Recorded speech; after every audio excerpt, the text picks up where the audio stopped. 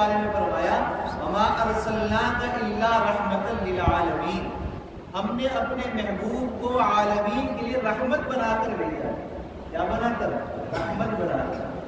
بعض دفعہ کوئی زیادہ ہی سخی ہو، زیادہ مال نشاور کرے تو وہ سب میں برابر نہیں کر سکتا، کمی بیشی ہوتی ہے، کسی کو زیادہ کسی کو کم، ہر ایک کی سخاوت ہو، بہادری ہو، اس کا فائدہ کمی بیشی کے ساتھ سب کو ملتا ہے، کلی طور پر سب کو نہیں ملتا۔ اللہ کے محبوب صلی اللہ علیہ وسلم وہ ہستی ہیں جن کی رحمتیں سب کے لیے برابر ہیں، جن کی رحمتیں سب کے لیے برابر ہیں، یہاں تک کہ انسان ہو، جانور ہو، جمادات ہو، نباتات ہو، ہر چیز پر رحمتیں آپ کی برابر نازل ہیں، ہر ایک کو آپ کی رحمتوں کا فائدہ ملا ہے، چاہے مرد ہو یا عورت ہو۔ آپ جس زمانے میں دنیا میں مبعوث ہوئے اس وقت دور جہالت اور ایسا وقت کہ جب عورت بچی کے پیدا ہونے کو لوگ معیوب سمجھ رہے تھے، اور ایک ایک سردار نے 100 بچیاں اپنے قوم کی، اپنے علاقے کی زندہ درگور کی ہوئی تھی، ایسا زمانہ چل رہا تھا۔ بچی کی پیدائش کا معلوم ہو جاتا تو مرد اپنے گھر میں داخل نہیں ہوتا جب تک کہ اس کو ختم نہ کر دے، اتنا اس بات کو عام سمجھتے۔ اللہ کے محبوب صلی اللہ علیہ وسلم کی بعثت ہوئی، آپ کی رحمتیں بچیوں کو بھی ملی۔ کیسے ملی؟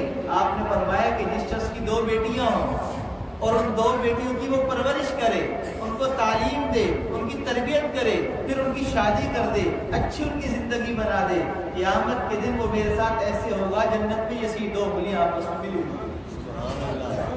بچی کی پیدائش پر اتنی فضیلت کہ آپ نے اپنے ساتھ ہونے کا اعلان کر دیا کہ اگر تم اس کو آج سمجھتے ہو تو آج سے پھر اس کو محبت میں تبدیل کر لو، جو جو ایسا کرے گا وہ میرے ساتھ وہاں پر جمع ہو جائے گا۔ قرآن پاک میں اللہ نے فرمایا وَعَاشِرُوهُنَّ بِالْمَعْرُوفِ، اے شادی شدہ مردوں اپنی بیویوں کے ساتھ اچھی زندگی گزارو۔ مشائخ فرماتے ہیں اس ایک آیت کے چھوٹے سے ٹکڑے میں اللہ تعالیٰ نے ان بیویوں کی داد رسی کی ہے جو اپنے شوہروں کے ماتحت ہوتی ہیں، ظلم و ستم بھی سہ رہی ہوتی ہیں، گھر کے کام کاج بھی کر رہی ہوتی ہیں، ان کی ساری خواہشیں پوری کر رہی ہوتی ہیں۔ اللہ ان کے مردوں کو کہہ رہے ہیں تم اپنی بیویوں کے ساتھ اچھی زندگی گزار کر آنا تو ہم تمہیں جنت عطا کر دیں گے۔ تو گویا کہ اللہ نے سفارش کی ہے ان عورتوں کے لیے، تو گویا کہ اللہ کے محبوب صلی اللہ علیہ وسلم عورتوں کے لیے بھی رحمت بن کر آئی۔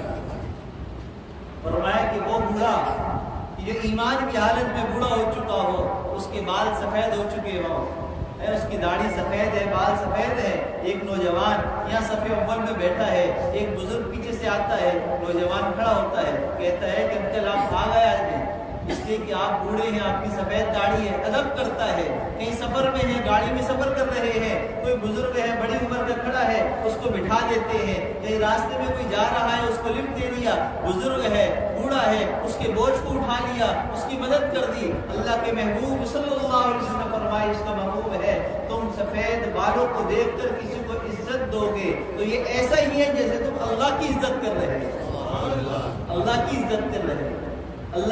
ایک مرتبہ مدینہ منورہ سے باہر نکل گئے باغات کی طرف، ایک باغ میں آپ داخل ہوئے، ایک صحابی کا باغ ہے، آپ وہاں پر داخل ہوئے، اب اس کا اونٹ بندھا ہوا تھا، وہ آ گیا، اونٹ آ گیا، رونے لگا، بلبلانے لگا، آپ اس کے قریب گئے، اس کے سر پر ہاتھ پھیرا، بلبلانے رونے کی آواز آ رہی ہے اس کے پاس، تو آپ نے فرمایا کہ اس کا مالک کہاں ہے، اس کو بلاؤ، اس کو بلایا اور مالک کو بلا کر پھر سرزنش کی اور کہا کہ تم اپنے اونٹ سے کام پورا لیتے ہو، اس کو دانا خوراک پوری نہیں دیتے ہو، اس کے آرام کا خیال نہیں کرتے ہو، یہ تمہارا اونٹ جو ہے تمہاری مجھے شکایت کر رہا ہے کہ میرا مالک مجھ سے کام پورا لیتا ہے اور مجھے کھانا پورا نہیں دیتا ہے، میرا خیال پورا نہیں کرتا ہے، آج کے بعد اس کی یہ شکایت مجھے نہیں ملنی چاہیے۔ وما ارسلناک الا رحمتا للعالمین، اللہ نے اپنے محبوب کو جانوروں کے لیے بھی رحمت بنا کر بھیجا۔ آپ راستے سے گزر رہے ہیں، پتھر آپ کو سلام کر رہے ہیں، اللہ کے محبوب صلی اللہ علیہ وسلم کے بعد ایک صحابی آئے، مسافہ کیا، مسافے کی سنت کیا ہے؟ دونوں ہاتھ سے مسافہ کرنا، دونوں ہاتھ سے مسافہ کرنا۔ اب جو لوگ یہ کہتے ہیں کہ ایک ہاتھ سے مسافہ کرنا حدیث سے ثابت ہے، دوسرے سے نہیں ہے، تو درخواست یہ ہے کہ ذرا غور کریں، آپ صلی اللہ علیہ وسلم نے 2 ہاتھ سے مسافہ کیا، صحابی فرماتے ہیں میرا ہاتھ آپ کے ہاتھوں کے درمیان تھا، تو ان کا تو ایک ہاتھ تھا لیکن آپ کے تو 2 ہاتھ تھے، تو گویا کہ صحابی نے اپنا ہاتھ بتلایا کہ میرا ہاتھ آپ کے 2 ہاتھوں کے درمیان تھا، تو آپ کے 2 ہاتھ تھے تو اس کے درمیان میں ہاتھ تھا، تو مسافہ 2 ہاتھ سے ہوتا ہے، مسافہ کیا، یہاں چھالے پڑے ہیں، ہاتھ سخت ہے، ہاتھ سخت ہے، اتنا ہاتھ کیوں سخت ہو رہا ہے؟ یہ کیسے دانے دانے بنے ہیں؟ جیسے کوئی مزدور ہوتا ہے، ویلڈنگ والا ہوتا ہے، ہتھوڑا چلانے والا، اس کے ہاتھ سخت ہو جاتے ہیں، ایسے ہاتھ سخت ہوئے ہیں۔ آپ نے پوچھا کیا ماجرا ہے؟ یا رسول اللہ کلاڑی پکڑتا ہوں، مزدوری کرتا ہوں، ہاتھ سخت ہو گئے ہیں اوزار پکڑ پکڑ کے۔ آپ نے فرمایا القاسم حبیب اللہ، آج سے یاد پیغام ہے تمام مزدوروں کے لیے، تمام محنت کشوں کے لیے، تمام محنت کرنے والوں کے لیے، یاد رکھو القاسم حبیب اللہ، جو محنت کرنے والا ہے اللہ کا دوست ہے، اللہ کا دوست ہے۔ وما ارسلناک الا رحمۃ للعالمین، آپ محنت کرنے والوں کے لیے بھی رحمت بن کر آئے، تو آپ نے پیغام دیا اللہ تمہارے لیے بھی جو ہے وہ دوستی رکھتا ہے۔ فتح مکہ کا موقع ہے، یہاں سے صحابہ کرام کے ساتھ آپ جو ہے آگے مدینہ سے مکہ پہنچتے ہیں۔ مکہ والوں پر ایسا رعب ہے کہ وہاں پر سارے دکھ کے بیٹھے ہیں، کوئی مقابلے پر نہیں آیا، کوئی مقابلے پر نہیں آیا۔ جنہوں نے تکلیفیں پہنچائی تھی، حضرت حمزہ کو شہید کیا اور صحابہ کو تکلیفیں پہنچائی، اسلام کے راستے میں رکاوٹ بنے رہے، کچھ تو جہنم حاصل ہو گئے، کچھ صحابہ بن گئے، مسلمان ہو گئے، کچھ باقی تھے مکہ میں۔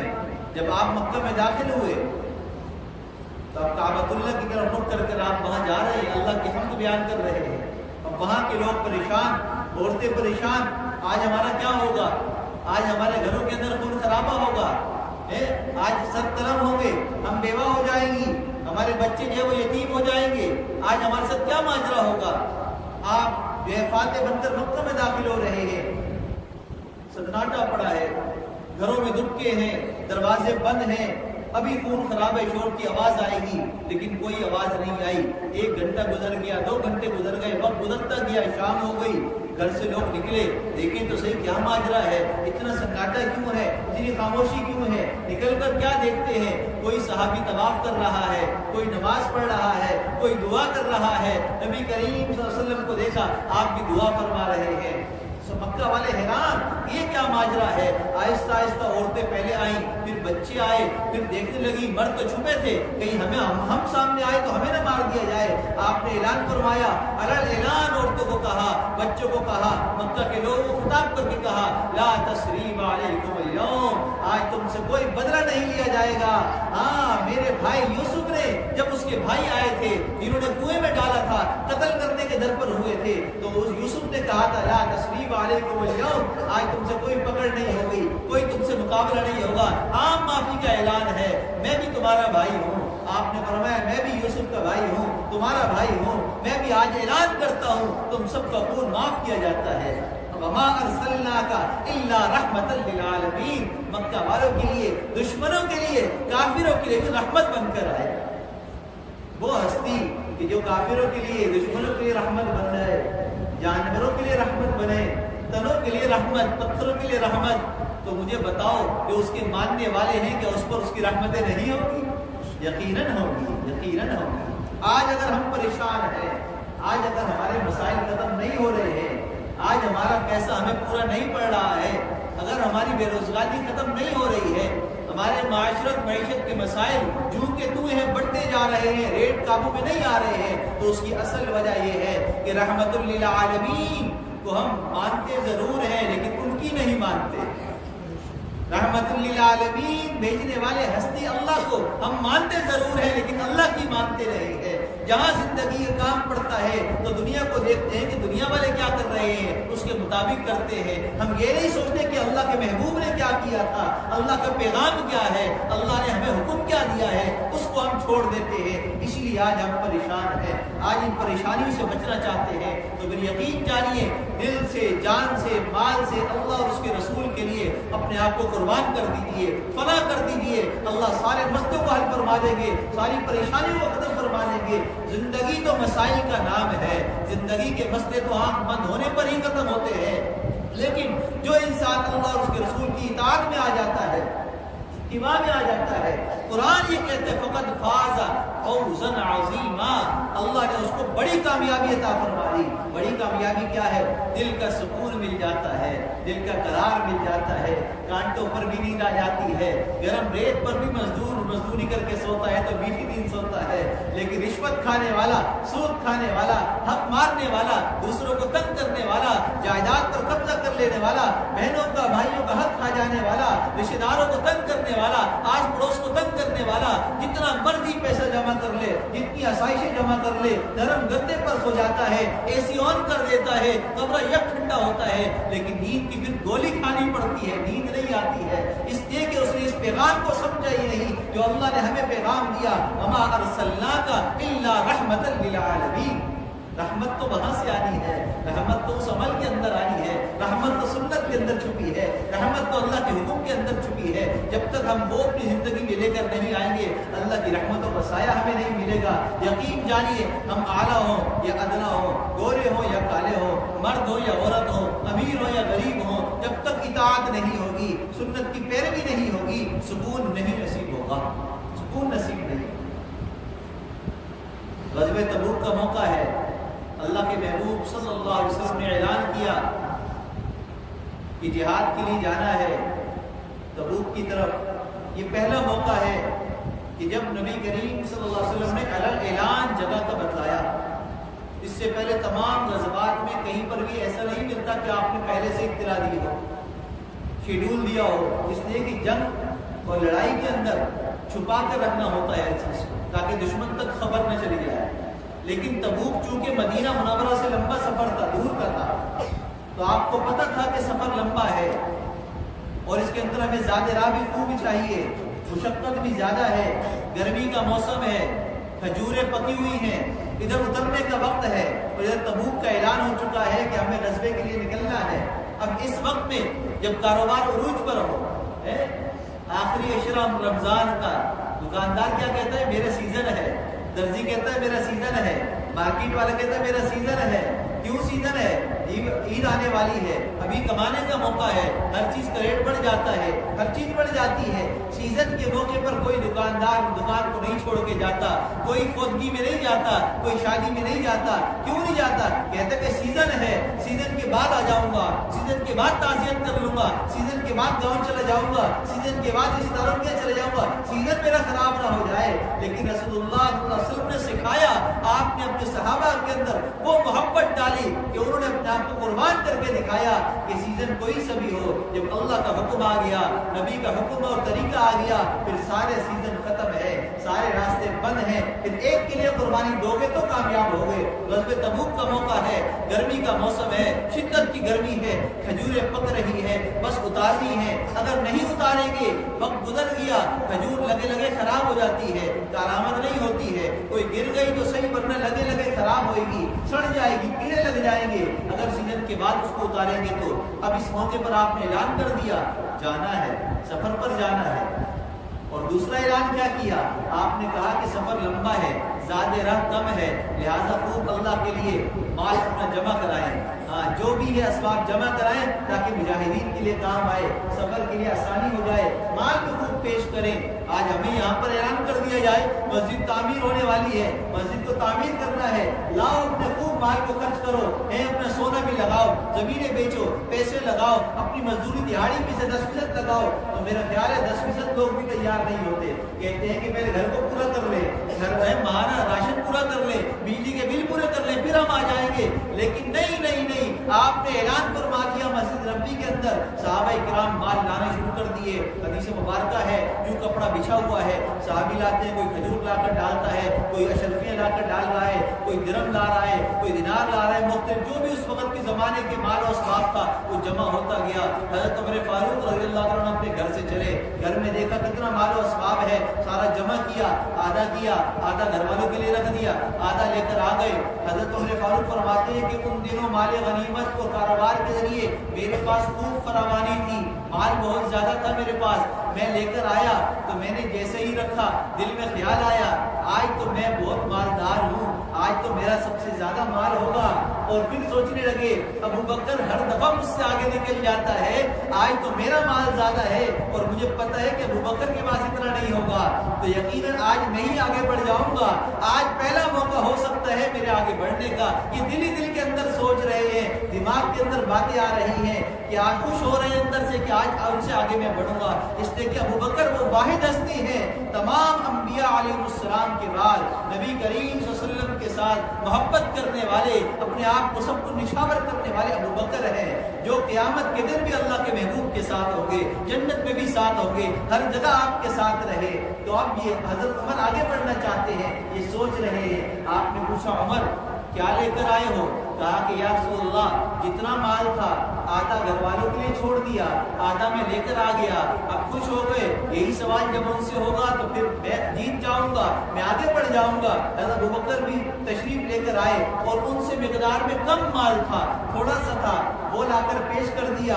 حضرت عمر فاروق دیکھ رہے ہیں اب آپ کیا سوال کرتے ہیں۔ نبی کریم صلی اللہ علیہ وسلم بھی جانتے تھے یہ میرا ثانی اسنین ہے، یہ میرے غار کا ساتھی ہے، میرے سفر کا ساتھی ہے، میرے حضر کا ساتھی ہے، مجھ پر اپنی جان لٹانے والا ساتھی ہے، اپنی اولاد قربان کرنے والا ساتھی ہے۔ آپ نے سوال ہی بدل دیا، آپ نے کہا ابو بکر کیا چھوڑ کر آئے ہو، کیا چھوڑ کر آئے ہو؟ عمر فرماتے ہیں جیسے ہی آپ کی زبان مبارک میں یہ سوال نکلا میں ڈھہ گیا کہ آج پھر میں ہار گیا، اس لیے کہ سوال ہی بدل دیا۔ آپ نے یہ نہیں پوچھا کہ کیا لے کر آئے ہو، آپ نے کہا کیا چھوڑ کر آئے ہو، بس اگلا جواب سننا تھا کہ دنیا ہی بدل گئی۔ ابو بکر کہنے لگے کہ یا رسول اللہ صلی اللہ علیہ وسلم میں گھر میں جھاڑو لگا کر سب کچھ سمیٹ کر لے کر آ گیا ہوں، گھر والوں کے لیے کیا چھوڑا، اللہ اور اس کے رسول کے نام کو چھوڑ کر آ گیا۔ دین کے لیے قربانی دینا صحابہ کی سنت ہے، مال قربان کرنا صحابہ کی سنت ہے، وقت قربان کرنا صحابہ کی سنت ہے، جان قربان کرنا صحابہ کی سنت ہے۔ ہم کس سنت پر چل رہے ہیں؟ ہاں جلوس نکالیں کوئی بات نہیں، جشن منائیں کوئی بات نہیں، لیکن فرض نماز تو پڑھیں۔ اگر فرض نماز مسجد کی چھوڑ کر آپ جلوس نکالتے ہیں تو مجھے بتائیں قیامت کے دن جلوس کی وجہ سے آپ کیا کامیاب ہو سکتے ہیں؟ کبھی بھی نہیں۔ فرض نماز تو آپ پڑھ لیں، آپ اپنا سب پروگرام کریں لیکن راستہ بند کر دیں، دوسروں کو تکلیف پہنچائیں تو مجھے بتلائیں تکلیف پہنچانے پر اللہ کے محبوب نے فرمایا ایذائے مسلم حرام ہے، انسانیت کو تکلیف پہنچانا حرام ہے۔ تکلیف پہنچا کر اچھے کام کرو گے تو اس اچھے کام کا ثواب کم ہوگا، تکلیف پہنچانے کا وبال بڑھ جائے گا۔ آج اگر سنت اپنانی ہے، سنت کو دیکھنا ہے تو صحابہ کی طرف دیکھو، صحابہ نے جو جو آپ کو دیکھ کر کیا وہی سنت ہے، وہی زندگی ہے، وہی طرز عمل ہے، وہی دن ہے اور وہی رات ہے۔ بس صحابہ کو دیکھتے چلے جاؤ، ان کے نقش قدم پر چلتے چلے جاؤ، انشاءاللہ دین بھی سمجھ میں آ جائے گا اور دین کا راستہ بھی سمجھ میں آ جائے گا اور منزل تک پہنچنا آسان بھی ہو جائے گا۔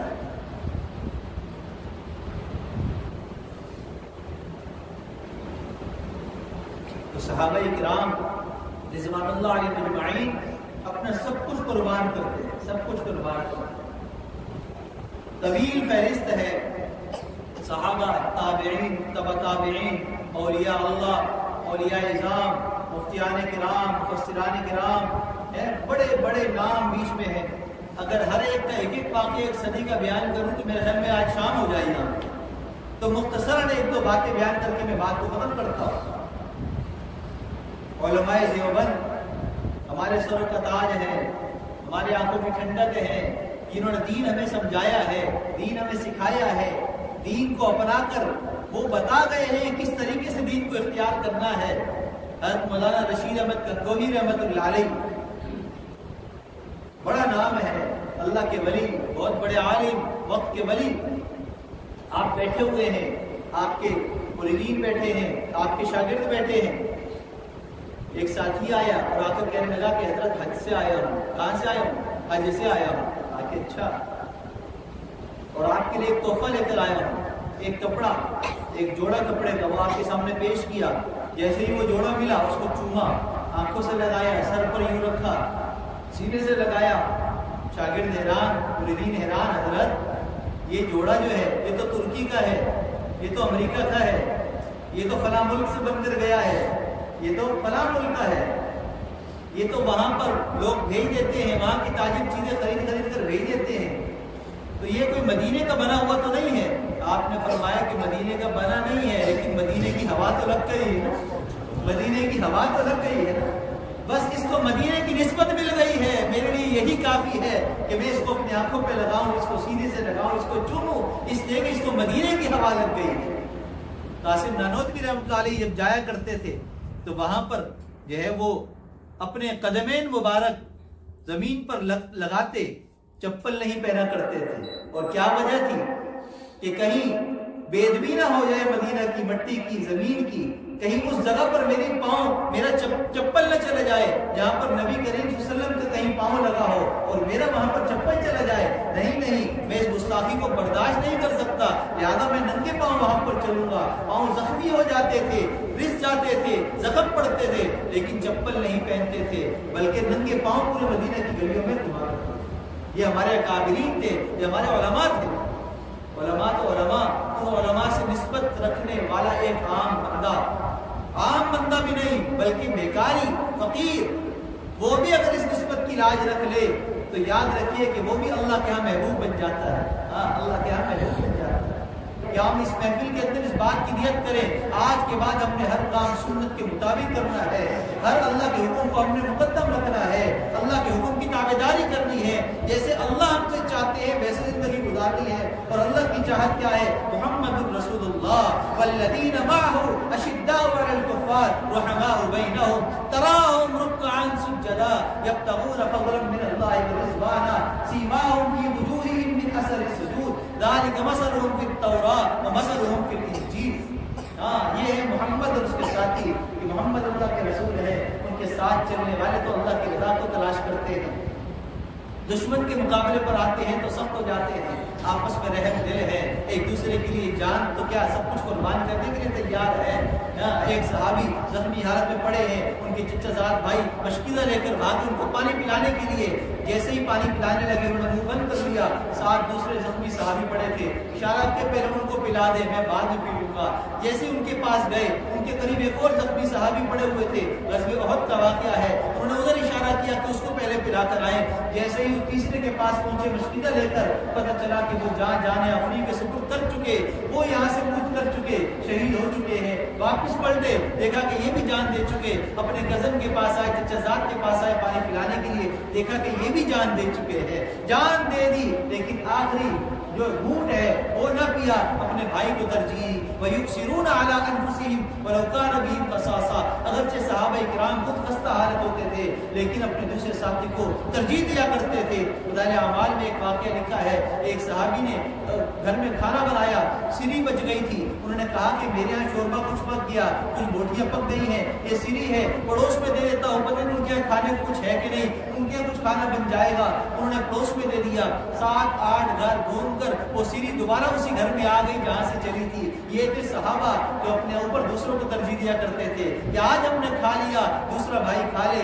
یہی اتباع کرتے ہوئے ہم جن کے نام لیوا ہے، جن کے نام سے ہماری پہچان ہے، امام اعظم ابو حنیفہ رحمۃ اللہ علیہ، ان کا واقعہ بھی کتابوں کے اندر موجود آتا ہے کہ ایک خریدار آیا ان کے پاس کپڑا خریدنے کے لیے. آپ نے کہا کہ نہیں، سامنے دکان سے خرید لو. کیوں بھائی، آپ کے پاس ہے؟ نہیں میرے پاس ہے، سب کچھ ہے، لیکن آپ اس سے خرید لو. خرید لیا. واپس آ کر پوچھا کیا ماجرا ہے، آپ نے کیوں نہیں دیا؟ میں نے تو آپ کا نام سنا تھا اس لیے آپ کی دکان پر آیا تھا. کہا کہ بھائی صبح سے میری اتنی فکری ہو چکی کہ میرے آج بیوی بچوں کا پیٹ بھر جائے گا، کھانا مل جائے گا. سامنے والے کے پاس کوئی ایک گراہک بھی نہیں آیا تھا، اس لیے میں نے تمہیں وہاں بھیج دیا تاکہ اس کا بھی کچھ انتظام ہو جائے. آج ہم دوسروں کی جیبیں کاٹنے پر لگے ہیں، دوسروں کو تکلیف پہنچانے پر لگے ہیں. کہیں فرقہ واریت کی لڑائی ہے، کہیں لسانیت کی لڑائی ہے، کہیں مال کی لڑائی ہے، کہیں جگہ کی لڑائی ہے، کہیں زمین مکان کی لڑائی ہے. ارے اللہ کے بندو، یہ عصبیت کی لڑائیوں کو چھوڑ دو، لسانیت کو چھوڑ دو، فرقہ واریت کو چھوڑ دو. اسلام ایک ہے، اسلام کے ماننے والے ایک ہیں، اسلام والوں کا اللہ ایک ہے، ہمارا قرآن ایک ہے، ہمارا نبی ایک ہے. لہذا ہم سب فرقوں واری میں کیوں بٹے ہوئے ہیں؟ ہم الگ الگ زبانوں کے باوجود بھی، الگ الگ رنگوں کے باوجود بھی ہم سب ایک ہیں. اللہ کے محبوب نے ہمیں یہی پیغام دیا ہے، محمد رسول اللہ والذین معہ اشداء علی الکفار رحماء بینہم. آج ہم نے اس کی تصویر بننا ہے، آپس کے اندر ہم نے محبت کے ساتھ اپنی زندگی گزارنی ہے اور اللہ کے آگے اپنے حال کو بھی پیش کرنا ہے، اپنے قال کو بھی پیش کرنا ہے. सच्चा आशिक कौन होता है? जिसका काल भी एक हो, जिसका हाल भी एक हो। हाल और काल में अगर फर्क आ जाए तो वह इश्क नहीं होता, धोखा होता है, दगाबाजी होती है, हाँ, दूसरे को अंधेरे में रखने वाली बात होती है। ये जो शायर ने कहा है ना, वही समझा जाएगा शेदाए जमाल मुस्तफ़ा, वही समझा जाएगा शेदाए जमाल मुस्तफ़ा, जिसका हाल हाल मुस्तफ़ा, जिसका काल काल मुस्तफ़ा। आज ज़रूरत इस बात की है कि हम अगर रसूल का नाम लेते हैं तो उनकी ज़िंदगी भी हमारी ज़िंदगी उनकी जैसी होनी चाहिए, हमारी हालत उनकी जैसी होनी चाहिए। सिर्फ ज़बान से अच्छी बात ना करें। अच्छी बातें तो दीवारों पर लिखी मिल जाती हैं, अच्छी बातों के अखबार मिल जाते हैं, अच्छी बातें किताबों में मिल जाती हैं। अच्छी बातें तब अच्छी बनती हैं जब वो हमारी हालत पर आकर मुंतबिक होती हैं, जब हमारी ज़िंदगी के ऊपर असरअंदाज होती है, हमारे दिल की कैफियत को बदल देती है, हमारे ज़ाहिर की नश्व निगार को बदल देती है, हमारी ज़िंदगी के कामों को बदल देती है। तो आज का पैगाम यही है। ये 12 रबीउल अव्वल नबी करीम सल्लल्लाहु अलैहि वसल्लम की पैदाइश ईद के दिन सुबह तहज्जुद के वक्त में हुई। पैगाम का दुनिया वालों के लिए तहज्जुद का वक्त है, अंधेरा छट रहा है, उजाला हो रहा है, सुबह सादिक आ रही है, लिहाजा आपकी दुनिया में जो है बेइज्जत हो गई, आप दुनिया में ज़ाहिर हो गए, दुनिया रोशन हो चुकी है, लिहाजा उस रोशनी से फ़ायदा उठाइए और उस पैगाम को अपनाते हुए पूरी दुनिया के अंदर आम कीजिए। अल्लाह हम सबको समझ रहा है कि तौफीक अता फरमाए।